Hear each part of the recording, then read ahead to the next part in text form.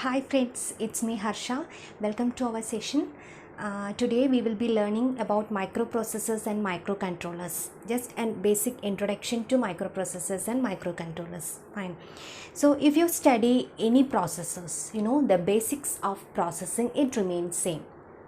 Okay, so here you will be learning 8086 microprocessor and 8051 microcontroller. Okay, so microprocessor actually it is a very simple subject once you understand it in the right way. Fine. So let's start. Why you are studying this microprocessor? The answer is simple. If you need to do any programming, you need what? Microprocessor. Without any microprocessor, you can't perform any actions. You can't do any programs. Okay, so if you need programming, if you need to do programming, you need what? Microprocessor. Fine. This biggest usage of microprocessor, it is seen in computers. This microprocessor is used everywhere and most biggest usage is seen in computers. Fine. And in remote control, washing machine and all that, we are using microprocessors. Okay, and if you consider the fan, tube light and all that, does it use microprocessor? No. Why? Because in fan and tube light no programming involved, so we don't need microprocessor, right? Okay, and here most people, they learn 8086 as their starting processor. Okay, because it is the first successful commercial microprocessor, that is 8086.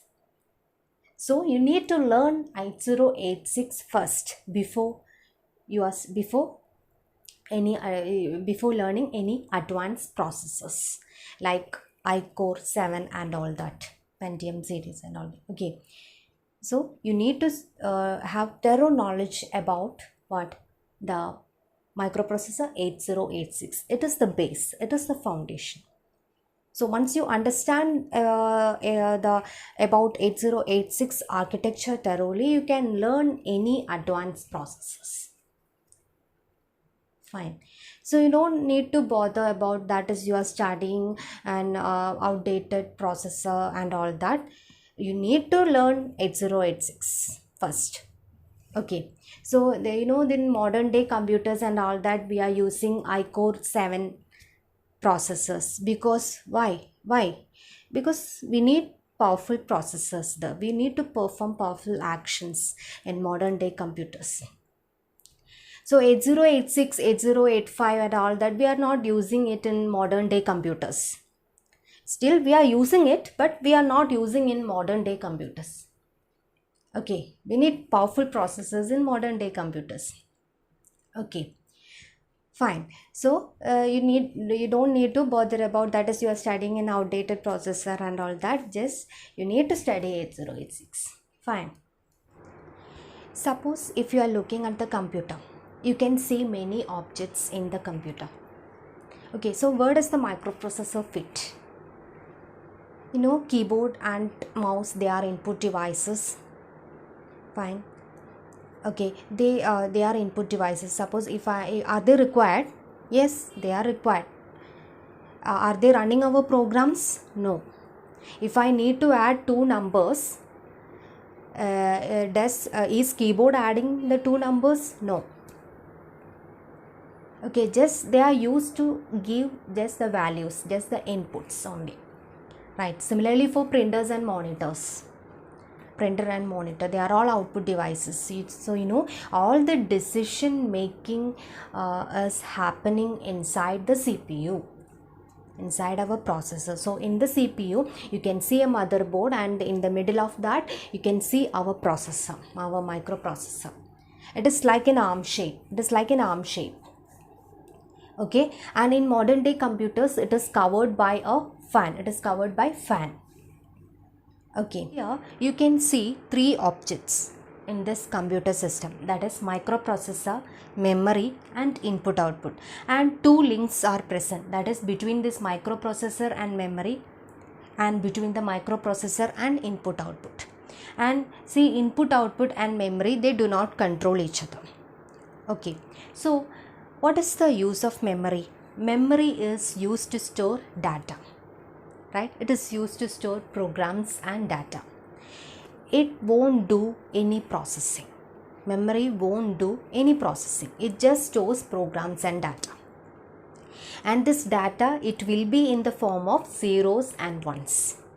Okay, just in memory, we just store binary data only. Data will be in the form of binary format. Fine.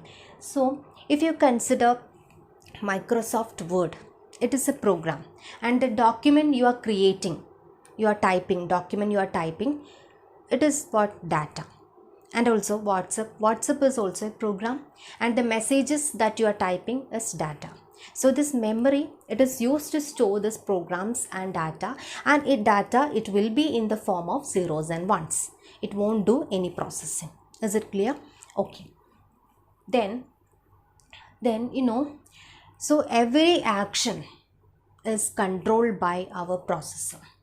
Every action done by us is controlled by the processor. That is, in short, processor is used to execute our programs. So what is a program? Program is a set of instructions. It's a set of instructions, and these instructions are getting stored inside the memory. Okay, and this instruction, it will be in the form of zeros and ones. Fine. So in the memory, from the memory, this microprocessor is fetching the a microprocessor is taking the instruction from the memory. That taking the instruction, we call it as fetching. Okay, we call it as fetching. That is, microprocessor is fetching the instruction from the memory, and the instruction will be present in the microprocessor, inside the microprocessor. So next step is to execute. No. Next step, that is, between this fetching and execution, there is another step, that is decoding. Okay, between this fetching and execution, there is another step, that is decoding. Okay, decoding means what? Just we are converting our instruction into zeros and ones? No, it is not decoding, because in the memory, the instruction is in the form of zeros and ones, and the processor is fetching the instruction from the memory. Okay, so why do we need to convert? Already it is in the form of zeros and ones.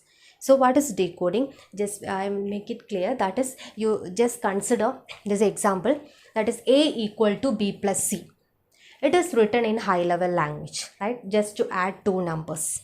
Okay, then you consider the second instruction, that is add B comma C. This add is an instruction. This is an assembly language. Microprocessor use assembly language programming. Okay, add is an instruction. Just this step is to add two registers B and C. B and C are two registers. That registers we'll discuss in the upcoming videos. Okay, so just to add two registers, and here it is the binary representation for this above instruction. Okay, so here the assembler converts this assembly language into machine language. Okay, and this is the binary coded representation. Okay, and also the compiler, in case of high level language, the compiler converts our program into machine language. Okay, here this assembler converts in assembly language, the assembler converts our instruction into binary format, into machine language. Okay, so you will be encountering various instructions like add, sub, mul, div and all that you will be studying. Okay, so for every instruction there is an opcode, and this is called as opcode. Okay, opcode or operation code.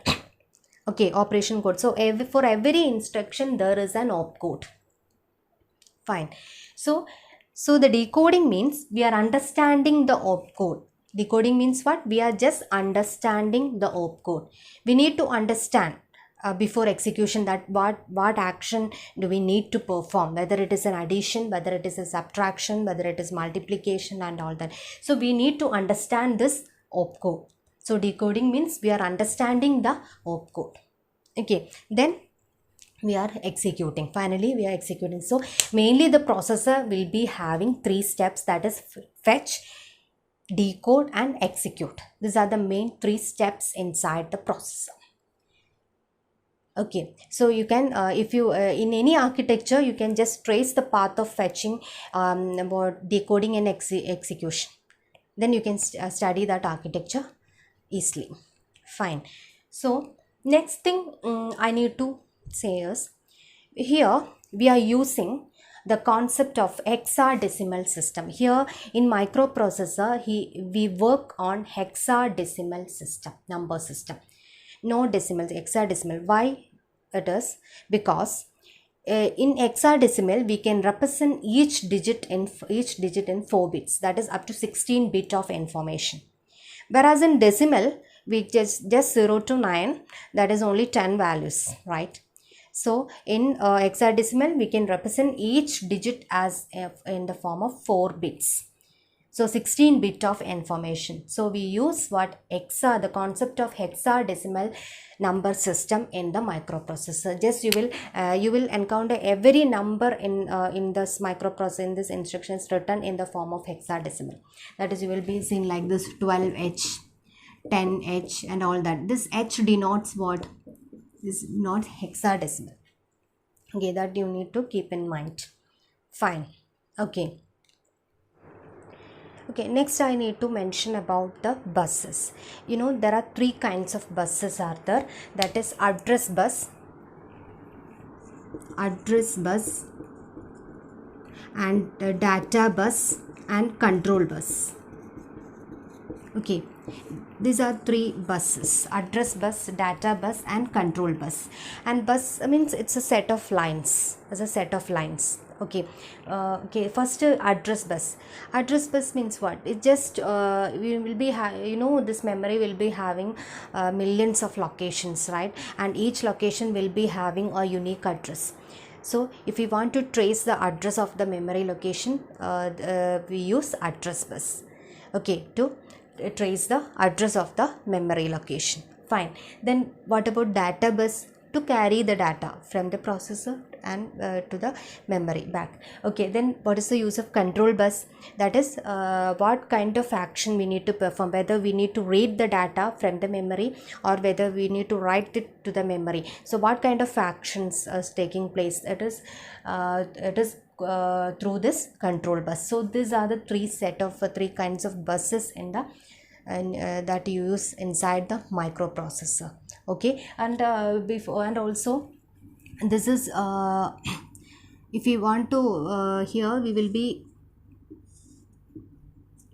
that is, here it is address bus. We are tracing the address. You know, this memory will be like this is divided into segments, and each portion that is will be having, that is address part and data part will be there, right? Address and data, that is address may be like this 4000 and this data will be 30, like that. That's memory will consist of address, that is data. It is used to store what? Data. Memory is used to store data, and there will be millions of locations inside the memory, and each location will be having a unique address.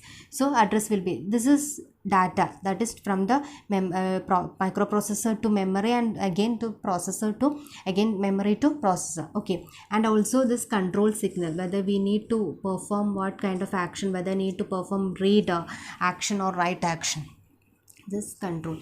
Okay, so address bus, data bus and control bus. And also remember that is microprocessor, just if you need to perform read action, this we are reading the data from the memory. So this arrow will be like this. Okay, just we are reading the data from the memory, and if you are writing, if you need to write it some data to the memory, this will be like this. Okay, right. This points you should keep in mind. Okay, that is this memory, it is divided into various like the segments and all that will be having address part and data part. Okay, and there are three kinds of buses are there, that is address bus, data bus, and control bus. You need to know the difference between these buses, and buses are a set of lines, parallel lines, okay, and all that. And every processor will be having three steps are there, that is one is fetching, and second is decoding, and third step is executing, okay, executing. These are the three steps inside the processor, and we use the concept of hexadecimal system in microprocessor. We work on hexadecimal system. Fine, these are the things I need to say about the introduction part, that is introduction to microprocessors and microcontrollers. And next we will be discussing the 8086 microprocessor, that is the architecture of 8086 microprocessor. Okay, thank you.